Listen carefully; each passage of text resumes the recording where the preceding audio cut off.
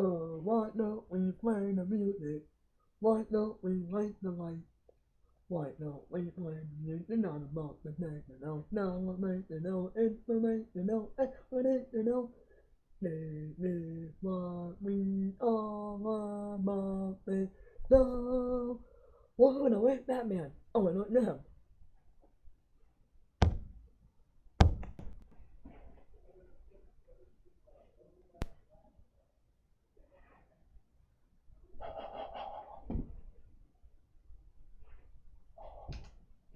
I might know, but I'm not perfect.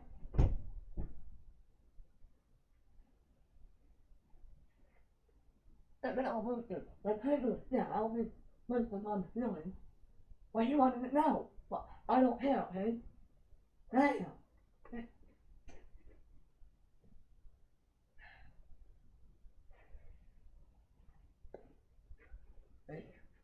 Hey, morning, man. I still might know, huh? I still might know. What are you doing? Like that, man. You're not always morning, man? Earlier. Oh, dear God, my life, that no law. What do you want? Get what you. What do you want? You fly? No. What? What you? Master. You're gonna fly when you'll fly. I'm gonna kill you, you understand? I'm not gonna plane. Oh, it's fine. Otherwise, you might fly. You know, I can. La, la, la, la.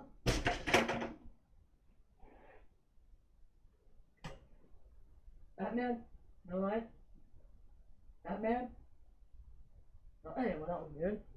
Well, no, my money. What no? What the back in the hearing now? Alright. In the point of my family, it would have been on it. On it, that not a name. Tell me that until Gary Phil, Phil story, Phil Jr.'s story, by making nightmare. You know.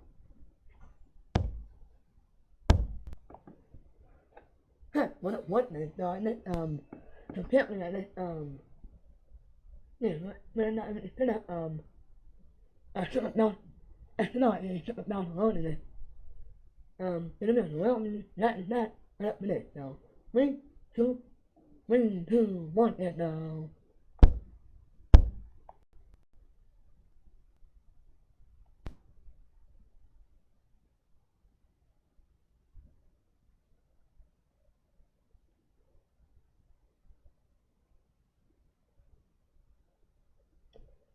I mean, you know what? You're not in the white.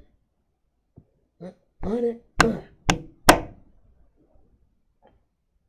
Hey, well, you let me what?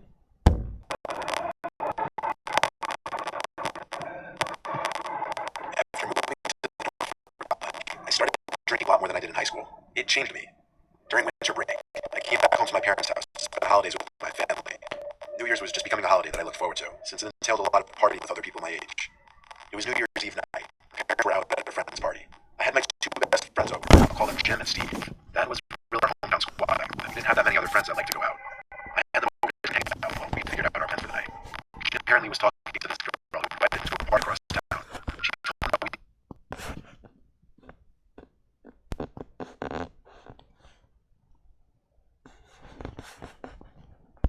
could come too. So that was our plan. We downed a few shots of rum, then polished off a few cans of beer each. And we each were pretty drunk.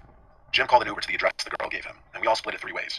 Jim said he never met this girl, but that they matched on Tinder a week ago, and that she was really pretty and seemed cool based on her texting style. The Uber driver pulled us up in the storage building. This was apparently the address. We were confused. Jim read the address over. We all confirmed on our phone that the building was what came up under the address. Before allowing the Uber driver to leave, Jim confirmed with the girl he was talking to that it was in fact this building, not a house. Almost instantly, she texted confirming this. So we got out from the Uber, and then he slowly disappeared down the street. We made jokes about not really wanting to go in and calling the Uber to come back, but ultimately we ended up just going in. We looked for an entryway, and it seemed there was a small door left open with a big guy standing by it. We approached him and asked if this was the party. He nodded his head and pointed in the doorway without saying a word.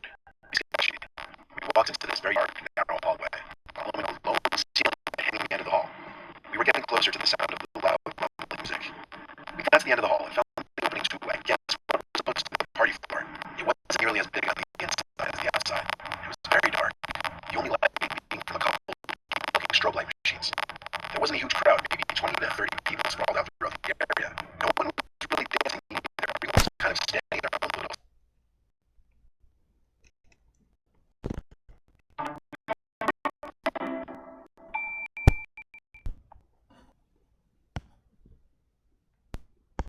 House.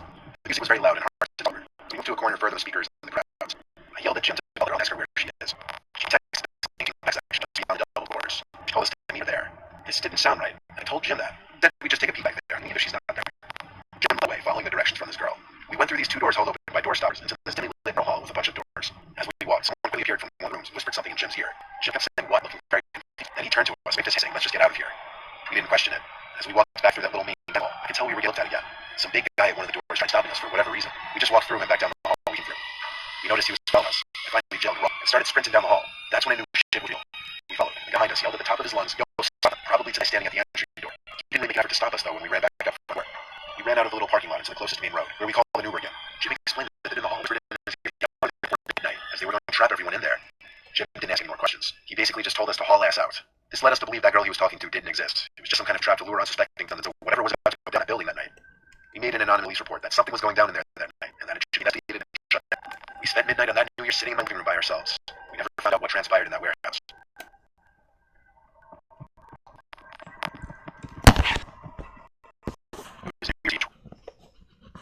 And what I was filming, and it's not what night I was filming, and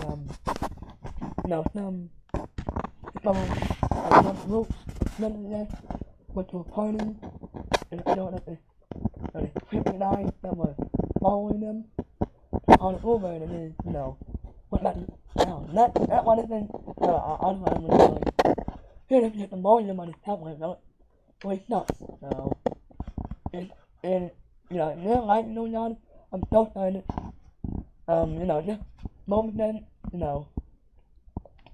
I'm like, yeah, so, alright, anyway. 2016, my girlfriend and I roasted a party in my window. I invited about 30 people and said they could bring whoever they want, as long as they were respectful of my place.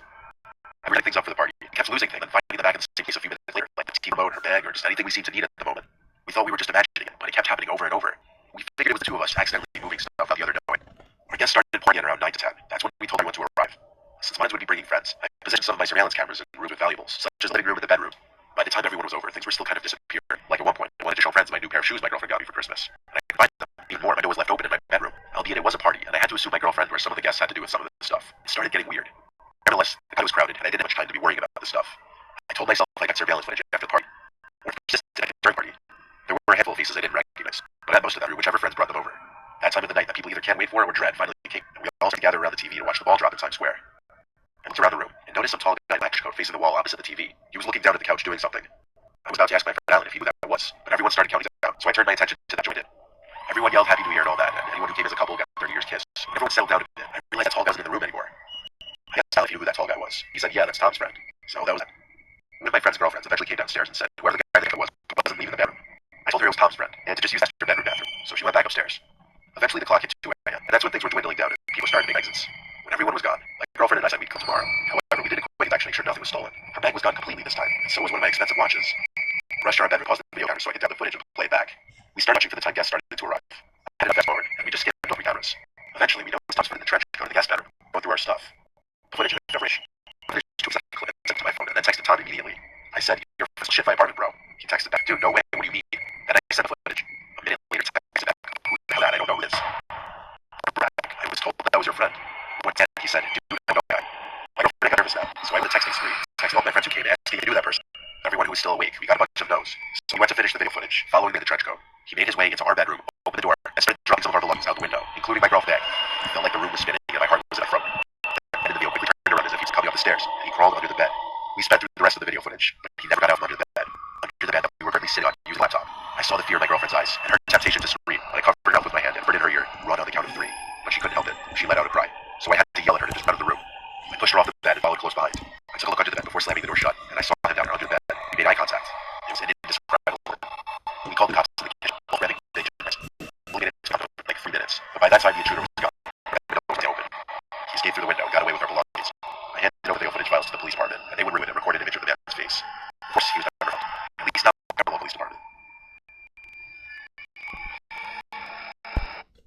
I like that one. Still doing the story to the end for the money. Hey, yeah, it went. Yeah, I think it went to when it won. The end, not the next year, obviously. Alright, now in a minute. I'm on the end of that, the economic now. Like, I don't know, in the next time.